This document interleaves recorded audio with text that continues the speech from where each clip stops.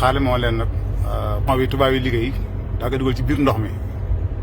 nga xam ne dañ ci jaar daw ba ci yàgg nga nuur ci biir ndox mi bu defee léegi bateau yi di jaar sa kaw xam nga xaaral moo leen ko nag nga xam ne suñu borom may na nag xam nga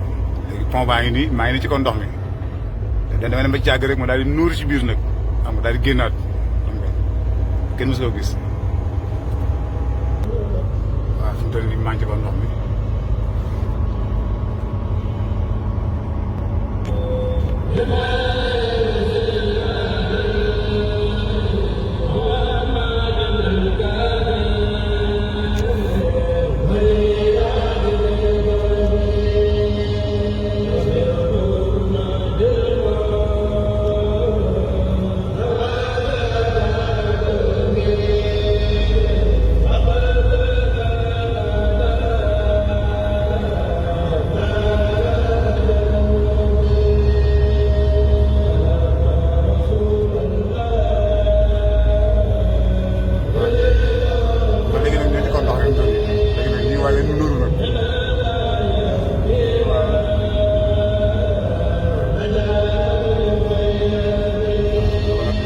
waaye nuuru ci biir rek ci biir ndox mi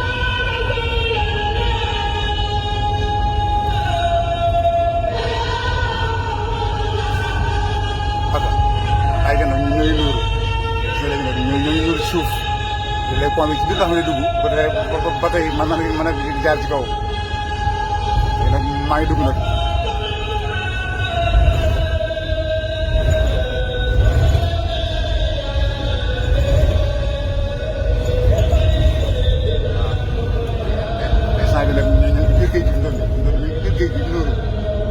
ndox mi féete ci kaw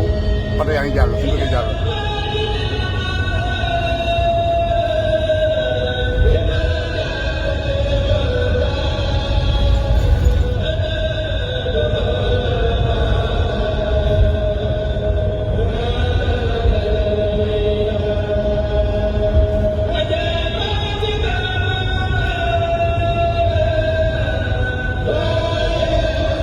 léegi nag ñoo ngi doon ci ndox mi ci biir géej gi.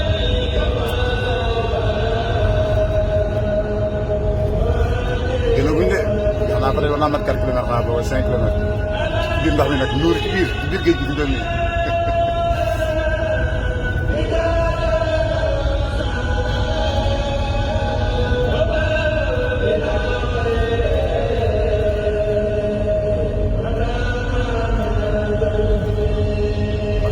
ñuy waaj a génn nag ñuy waaj a génn gis nga ñu commencé def benn genre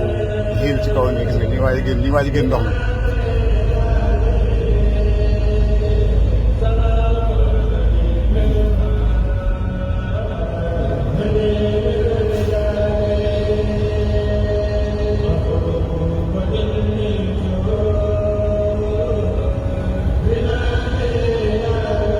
ok ñuy waaj a génn ndox mi nag def ci jéeri ji.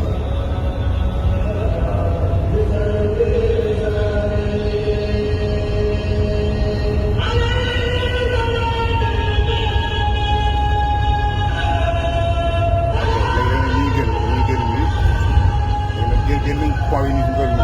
waaw ba léegi nag ñoo ngi tiim ndox mi waaye génn nañ ci biir ndox mi.